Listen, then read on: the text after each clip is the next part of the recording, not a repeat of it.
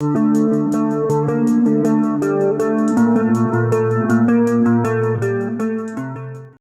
is up, weirdos? That's why I'm just gonna refer to us from now on, because if you watch my channel, you're probably pretty fucking weird. So I do apologize. This video was supposed to be up last Friday. It was not, because, you know, my life is chaos and I love it. Last Thursday, I had the wonderful, brilliant idea to get pet rats. So I now have pet rats. If I actually manage to get a decent video or a decent picture of one or both of them, I will put them here somewhere. But yes, I have two little albino babies. Oh, well, they're not, okay, they're not babies. And I will say this, I did get them from Petco. I hate Petco. I'm not a fan of Petco. I'm not a fan of buying any animals from actual like pet stores, because especially Petco, because for some reason what I've noticed is Petco's small animals are usually in really rough shape, and I don't want to support them. But the lady who was working at the Petco in the small animal section, I had just stopped by to get some supplies. I wasn't planning on actually getting the rats that day. She decided to tell me that those particular rats that I ended up taking home with me were only good for snake food, and they were mean and yada yada yada, and so I couldn't just leave them there. In fact, that day it was weird. All the other small animals were pretty much gone, except like maybe a couple of dwarf hamsters. And I have been wanting rats for a really long time, so I am in the process of getting them a much larger cage because they're gonna need it. A playpen is on the way. Oh my god, I'm just excited. I'm just excited. But because I got off track with my new fur babies, this video is late. So my bad, guys. My bad. If you guys remember from the very first episode, I guess that's what we're doing now, I have declared 2022 the year of horror everything. But these videos, titled The Year of Horror, are specifically about television shows and movies in a specific subcategory of horror that I have chosen for myself each month this year. So last month for January, it was winter horror movies. If you haven't watched that episode, I will link it either above or down below or whatever.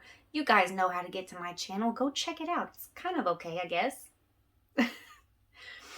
And in that video, if you had watched it, you knew that this month, the month of love, was going to be all about serial killer horror movies.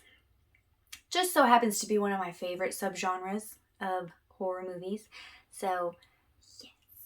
So I am going to give you 5 recommendations of my own very favorite serial killer horror movies, and I really would appreciate it if you guys would drop some recommendations for serial killer horror movies down in the comments below. Okay, so we're gonna start off with my lowest rated movie that I love that has to do with serial killers and kind of work our way up to my all-time favorite. So here we go. We're gonna start off my recommendations with the movie Seven. When I first saw this movie, I was so freaked out. Like, I love Morgan Freeman, I love Brad Pitt, I love Kevin Spacey, but I was not prepared for the absolute emotional destruction that that movie was going to lead me to. If you've never seen that movie, but have happened across many a meme of what's in the box with a young Brad Pitt kind of screaming in rage, it doesn't end well, as most serial killer movies don't. But this film is absolutely wonderful. I personally rated a 3.5 out of 5. And I know some of you are probably going to be like, that's actually really low. Why don't you rate it higher? Well, I'm not entirely sure. As far as serial killer movies, I am very picky. This movie is really good. It's very grotesque. There are a lot of different scenes. I guess that disturbed me to the point that I wasn't really having fun with it anymore. You know? Like, I love serial killer horror movies, but I draw a fine line between serial killer themed horror versus like sliding into the realm of human torture. In my opinion, for what it's worth, there is a pretty big difference between, let's say, the movie Seven, where the torture is implied, versus, you know, movies like, what am I thinking of? The Green Inferno, maybe? I don't know, where the torture is actually like in your face. And Seven was one of those movies that almost crossed that barrier for me. Yeah, there's a couple of scenes in there where it's just a little much. It's a little much. I mean, I ain't gonna lie, I am quite squeamish for a horror movie lover. I will admit that. Like, there's a reason that I didn't follow the dream of becoming a neurosurgeon and all that stuff. I'm not very strong stomached, if that's a word. I'm so educated, can't you tell? So we started with Seven. You got Brad Pitt, you got Morgan Freeman, you got Kevin Spacey. It is a wonderful movie. If you haven't seen it yet, I highly encourage you to go check it out. I'm not going to break down every little bit about what the movie's about, but there's a very prominent reason why it's called Seven. It is based around the 7 deadly sins, and yeah, so let your imagination go wild with that. Next on the list, we have one that I actually just recently watched, I want to say last month, and that is Hellfest. Okay, so some of you might consider Hellfest more of like a mass murderer type situation, but I do feel like that killer does fall into the realm of serial killer, just because he does that little like mass murder spree every year, assuming. Or else he does it like whenever they follow.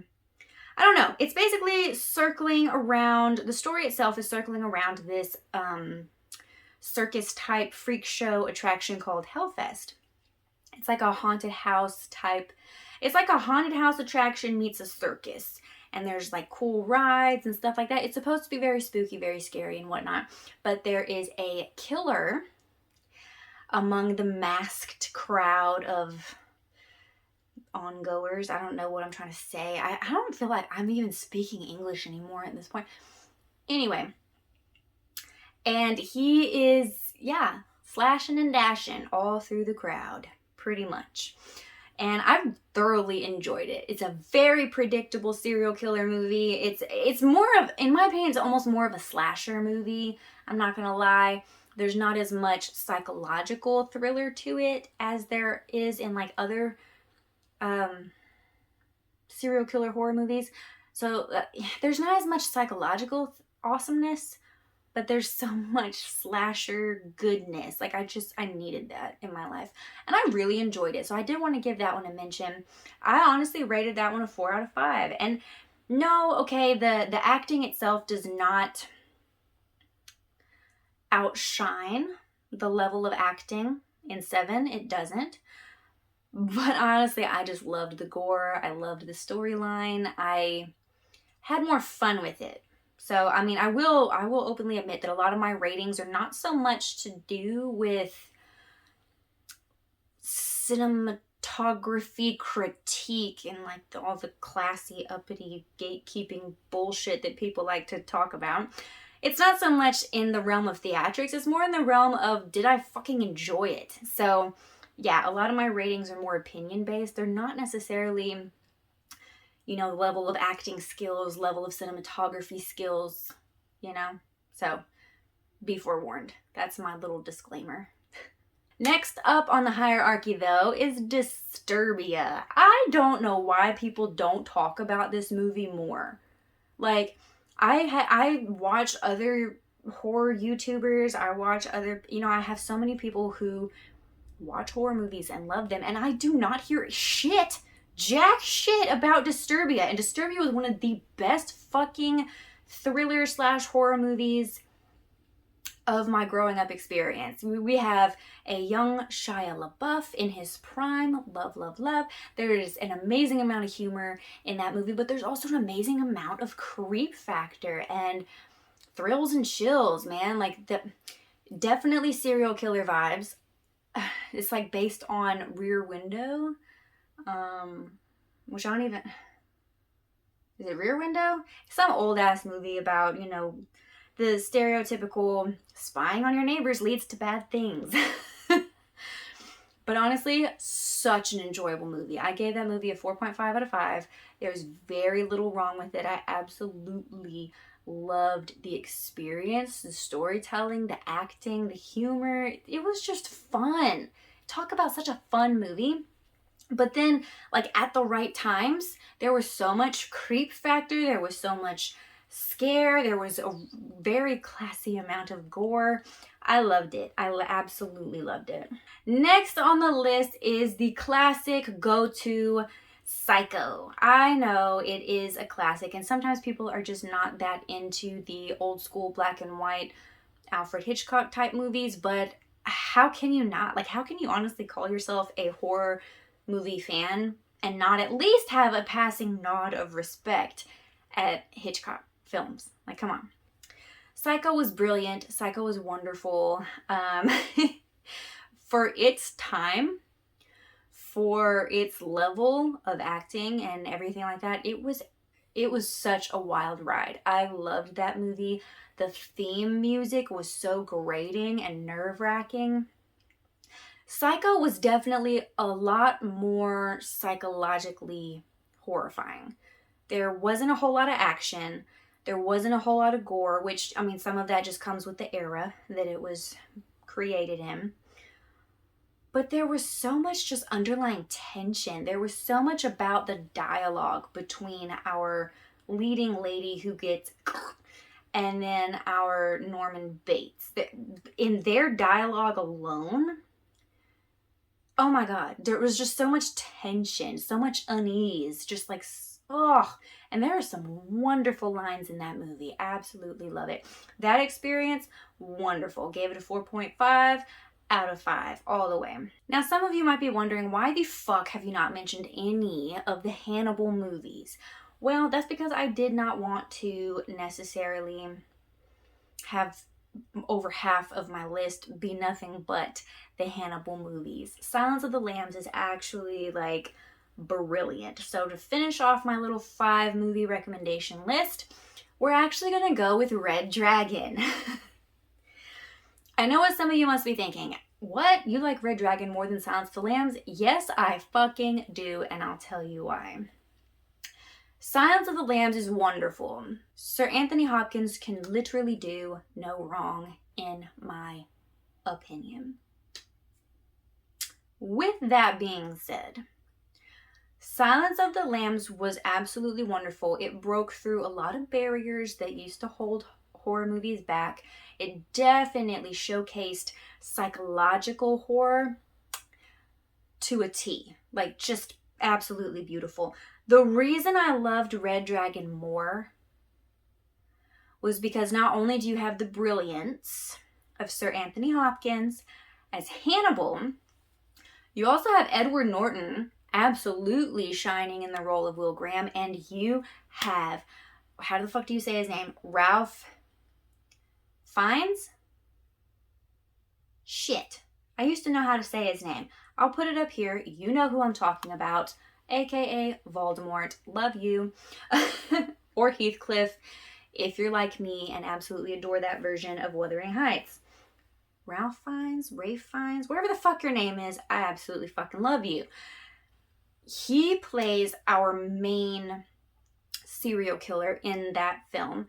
Oh my God. Oh my God. The story, brilliant. The interaction between Will Graham, Hannibal, and then the Tooth Fairy, fucking fantastic. Everything about this movie was a 10 out of 10. The acting, the cinematography, the gore, the psychological aspects.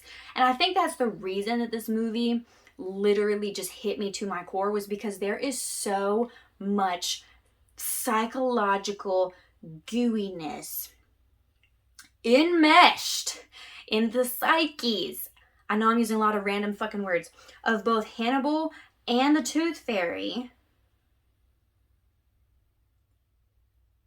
that it was a psychology lover's feeding frenzy of horror.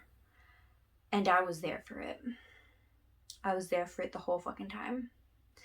That movie got a 5 out of 5 for me. All the way. 5 out of 5. Absolutely brilliant. That will probably always be my favorite serial killer movie. If they happen to make one in the future that is as good or better, I will let you know, because I have yet to find one. So that's pretty much it for today, you guys. I know today was a really short video and very chaotic, and I do apologize. I'm just basically throwing this video up because I definitely wanted to stay on top of my schedule, especially with these movies, because they definitely have to come once a month. So for next month, for the month of March, we are going to be focusing on isolation horror. So be sure to check back next month for our Year of Horror episode. And of course, the various and sundry videos in between, to see my 5 recommendations for isolation horror movies. I'm very excited. I love that topic. So we're going to dive deep into that one. But also, guys, feel free to comment down below. Let me know what are some awesome serial killer movies or TV shows that you guys have seen. Even books. Don't be shy. Recommend whatever you got for me down below. Also, if you want to take part in next month's topic of isolation horror, give me some ideas for that. If you've made it all the way to the end of this video, I love you. And be sure to comment the black heart emoji down below. I want to know who's actually watching all the way through these. I'm sure it's like maybe 1 person out of 6 people who actually watch this channel. But just so you guys know, I absolutely adore every single one of you. When y'all interact, it's awesome. I don't have this channel to try to get famous or to try to make money off of it. It's literally just a hobby. You can probably tell because I don't put a lot of effort into the editing, and because I am a chaotic mess in front of the camera. So there is that. But I hope you guys are at least somewhat enjoying these videos. If you have any critiques or comments that you'd like to share, go ahead. Just don't be an asshole, because that shit gets blocked. Other than that, guys, I will see you next time for our final video. It should be airing next Friday. Hopefully I'll have all my subscription boxes in by then, and we can just do a giant unboxing and book haul for the end of February. So I will see you guys next Friday.